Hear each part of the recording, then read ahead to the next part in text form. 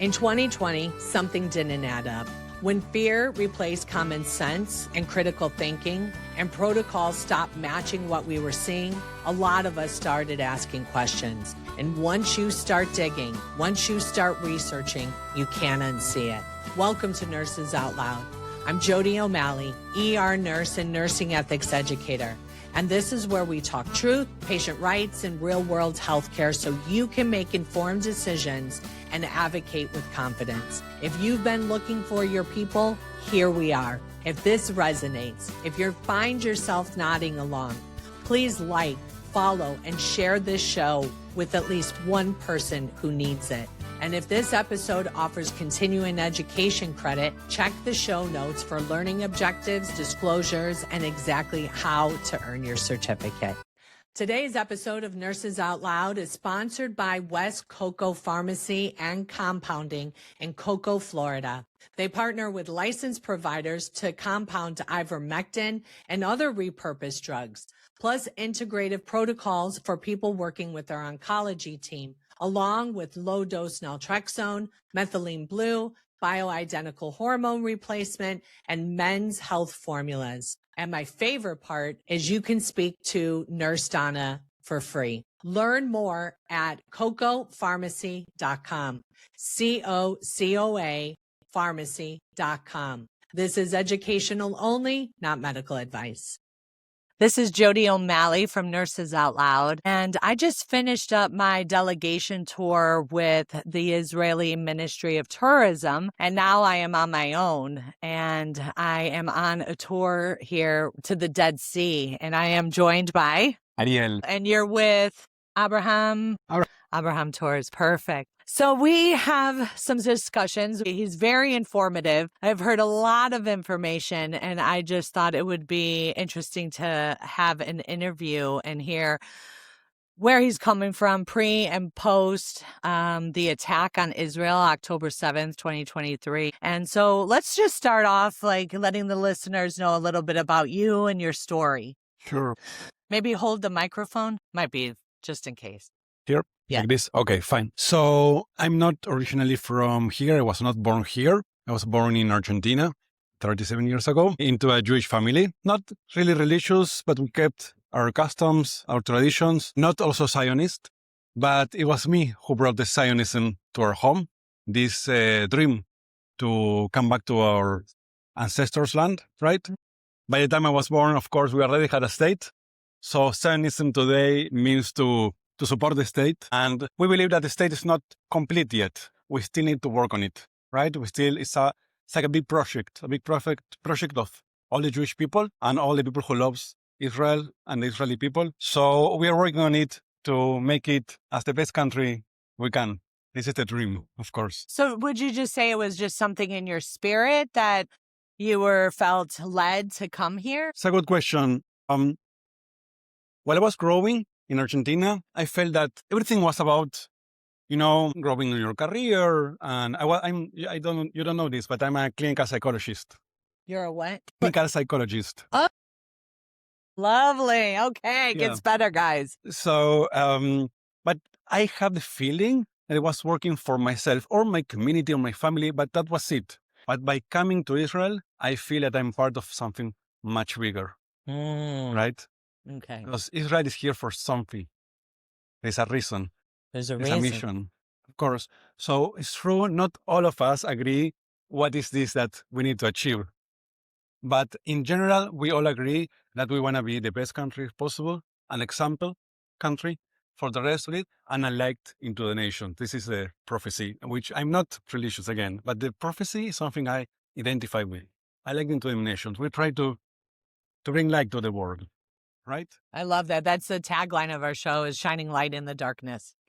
All right. I love it. I love it. So for some, it may be through religion, but for some others will be through achieving peace in the hardest neighborhood in the world.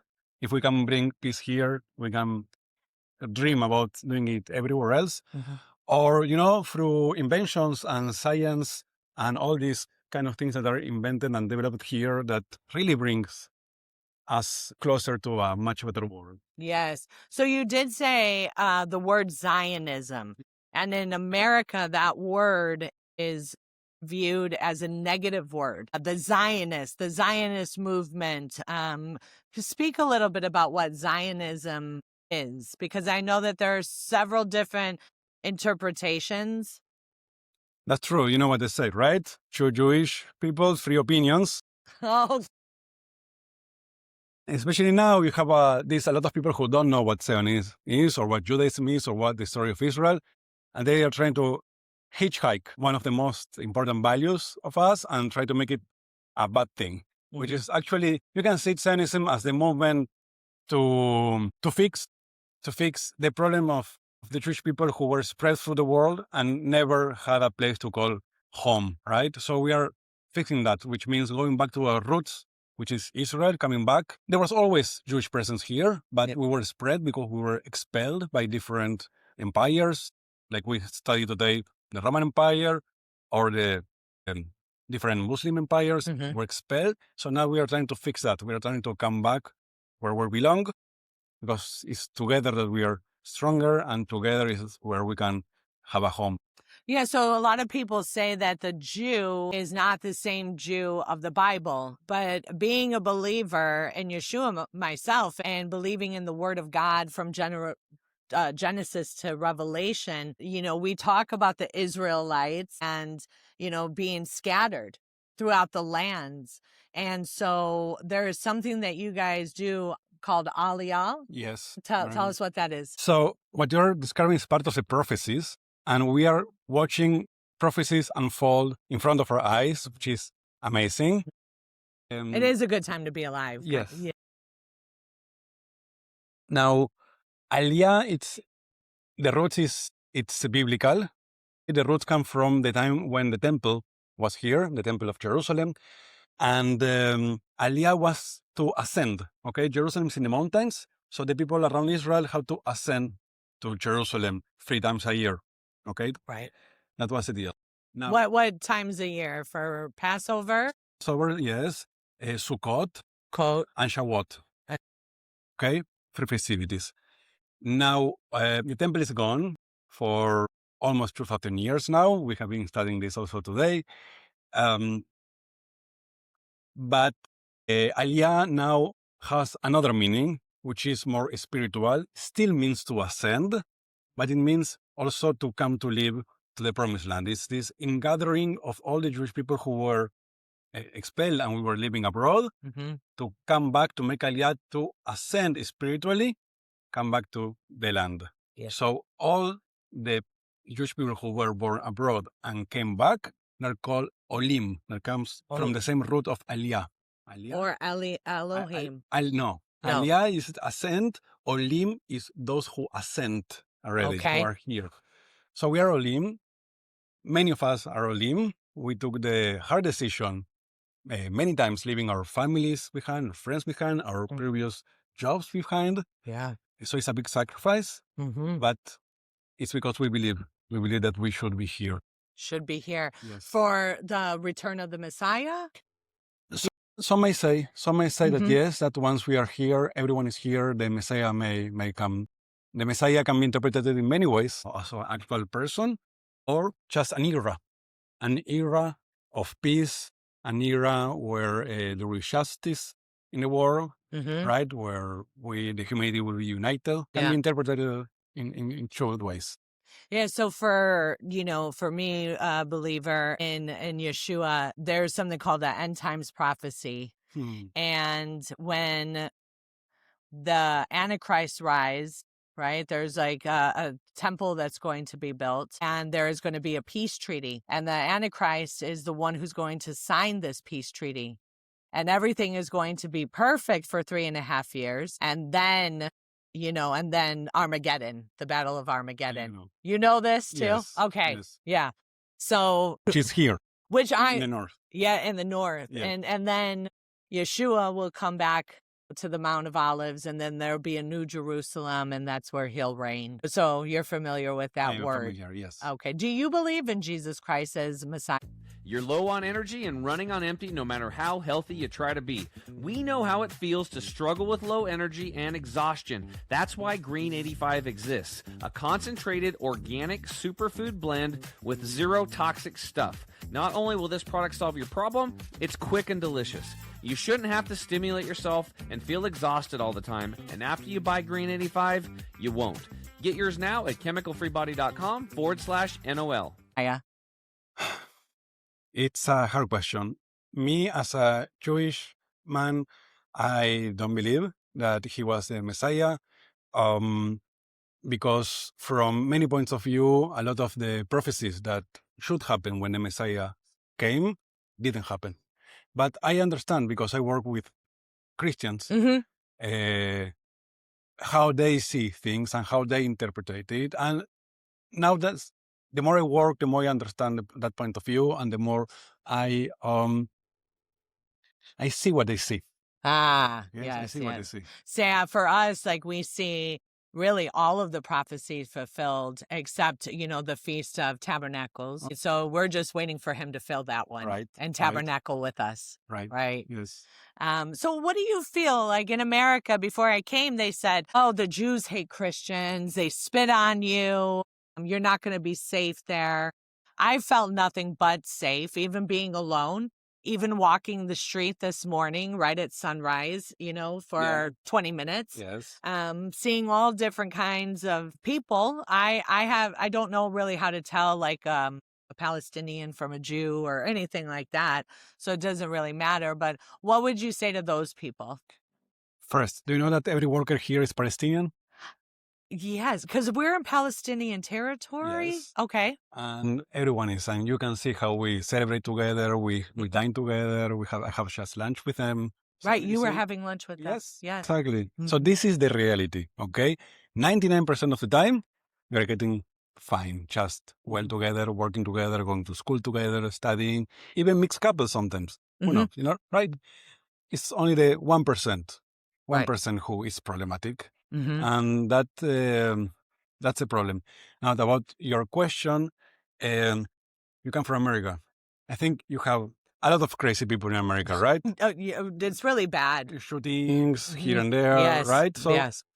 that's the same here. So, of course, you have some lunatics that will spit or treat aggressively anyone who is not like them, bigots. But I can tell you, again, 99%, 0.99% of the people are really, really welcoming to anyone of any faith. Okay? Before Israel was in Jerusalem, was here, you could not go to for example, to the Wailing Wall, to the Western Wall. Okay? It was forbidden only for Muslims. It's now only under Israel's sovereignty. Yes. It's a hard word to me. Yeah. Is that all the religions are free to practice, and we take care of every holy place of every religion. So you will see, tour guides, we love Christians, and the people in general love Christians, love the United States more than ever right now. If you would come a few months before, like after the war with Iran, whole country was covered with American flags. Oh, wow. Yes, and saying, thank you, America, everywhere. They didn't show that on the news. They didn't? No. No.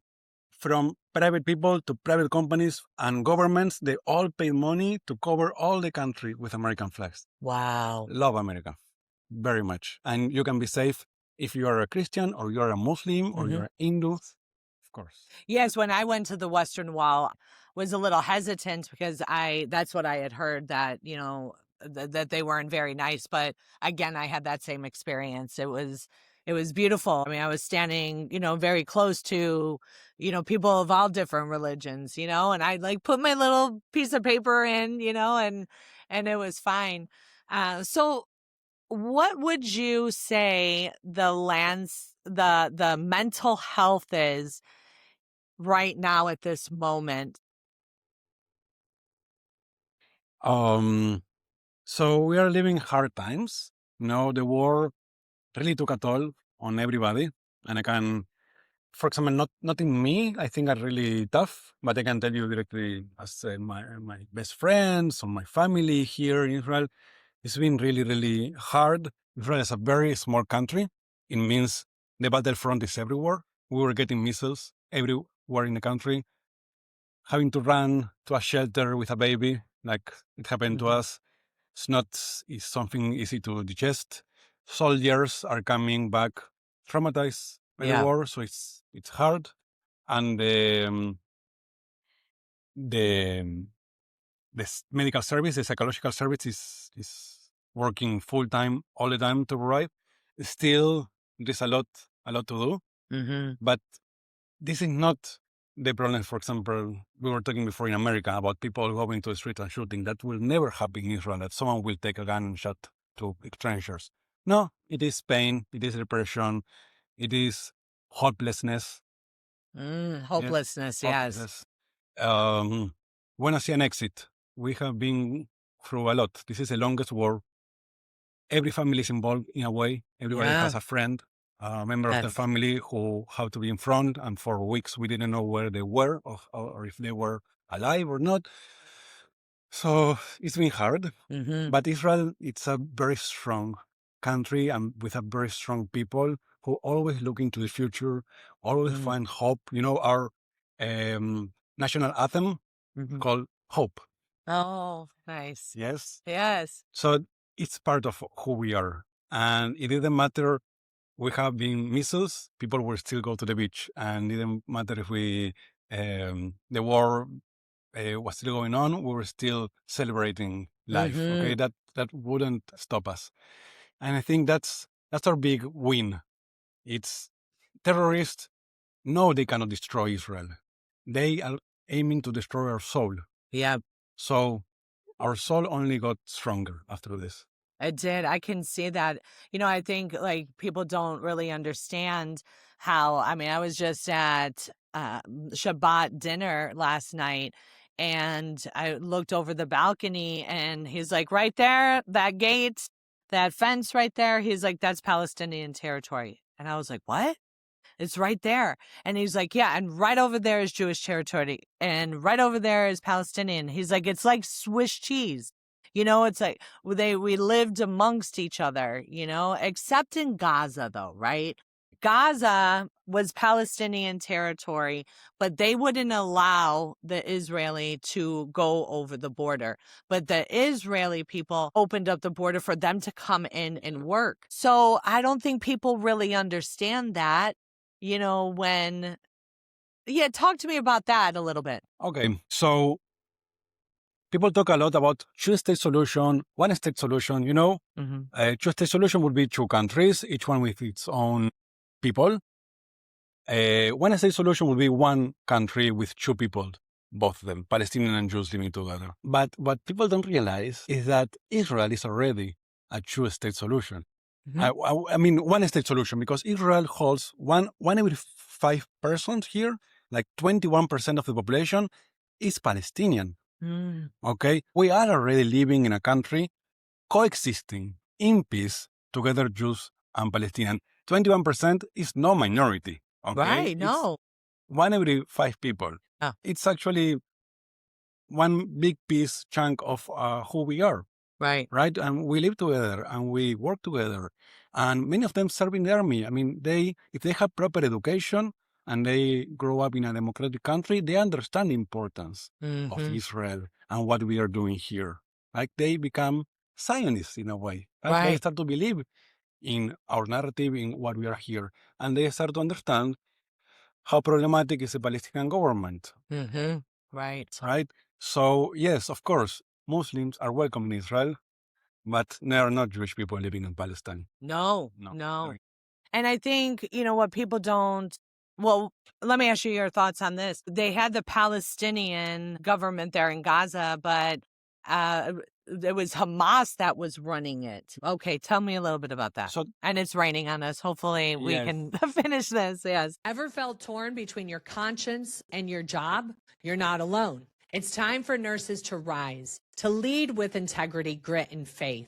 Earn CEUs that teach you how to stand firm in truth and advocate without fear at righteousrn.com. That's righteousrn.com. Protect your license, your integrity, and your peace. So Gaza was an experiment in a way because we were there also. Israelis were living there. In 2005, we did a very huge sacrifice by uprooting all the Jewish communities from Gaza against their will. Jewish communities against their will, we took them, our army took them out to give Palestinians an opportunity to rule themselves. Since 2005 till now, they have been ruling themselves. It was an experiment of being a country. And this is what we got, the 7th of October. Okay. They didn't build anything. They just built, everything they built was in order to destroy us, not for the future. Right, that's what I was hearing, like 300 miles of tunnels they were building. You know how much that cost?